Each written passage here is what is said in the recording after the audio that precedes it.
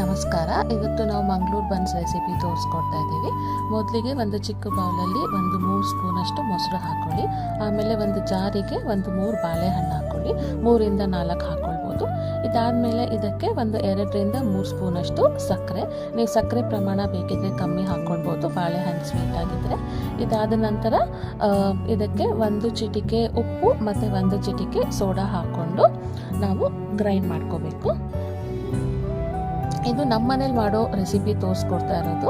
So ನಾವು ಈ ಶೈಲಿಯಲ್ಲಿ ಮಾಡ್ತೀವಿ. ಇನ್ನೂ ಸ್ವಲ್ಪ ಜನ ಬೇರೆ ಬೇರೆ ರೀತಿಯಲ್ಲಿ ಮಾಡ್ತಾರೆ. ಇದನ್ನೆಲ್ಲ ಹಾಕ್ಕೊಂಡು ಚೆನ್ನಾಗಿ ಗ್ರೈಂಡ್ ಮಾಡ್ಕೊಳ್ಬೇಕು. ಇದನ್ನು ಒಂದು ಬೌಲಿಗೆ ಟ್ರಾನ್ಸ್ಫರ್ ಮಾಡಿ ಸ್ವಲ್ಪ ಜೀರಿಗೆ ಹಾಕ್ಕೊಂಡು 1-2 ಕಪ್ಪಷ್ಟು ಮೈದಾ ಹಿಟ್ಟು ಹಾಕ್ಕೊಂಡು ಚಪಾತಿ ಹಿಟ್ಟಿನಕ್ಕಿಂತ ಸ್ವಲ್ಪ ತೆಳು ರೀತಿಯಲ್ಲಿ ಕಲಿಸ್ಕೋಬೇಕು. ಚಪಾತಿ ಹಿಟ್ಟಿನಷ್ಟು ಬಿಗಿಯಾಗಿ ಕಲಿಸ್ಬಾರ್ದು.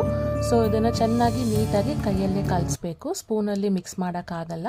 ಸೊ ಕಲಿಸುವಾಗ ಸ್ವಲ್ಪ ಅಂಟಾಗ್ತಾ ಇದೆ ಅಂದರೆ ಎಣ್ಣೆ ಅಥವಾ ತುಪ್ಪ ಹಾಕ್ಕೊಂಡು ನೀಟಾಗಿ ನಾನು ತೋರಿಸ್ತಾ ಇರೋ ಹದ ಬರೋವರೆಗೂ ಚೆನ್ನಾಗಿ ಕಲಿಸ್ಕೋಬೇಕು.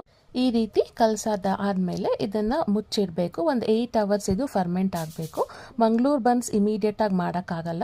ನೀವು ರಾತ್ರಿ ಕಲಸಿಟ್ರೆ ಬೆಳಿಗ್ಗೆ ಚೆನ್ನಾಗಿ ಮಾಡ್ಬೋದು.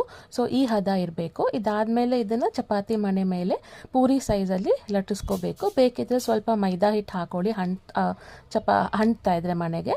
ಸೊ ಇಲ್ಲಾಂದರೆ ಸ್ವಲ್ಪ ಎಣ್ಣೆ ಸವರ್ಕೊಳ್ಳಿ. ಇದಾದಮೇಲೆ ಇದನ್ನು ಕಾದಿರೋ ಎಣ್ಣೆಯಲ್ಲಿ ಗೋಲ್ಡನ್ ಬ್ರೌನ್ ಆಗೋವರೆಗೂ ಚೆನ್ನಾಗಿ ಫ್ರೈ ಮಾಡಿದರೆ ಮಂಗಳೂರು ಬನ್ಸ್ ರೆಡಿ ಆಗುತ್ತೆ.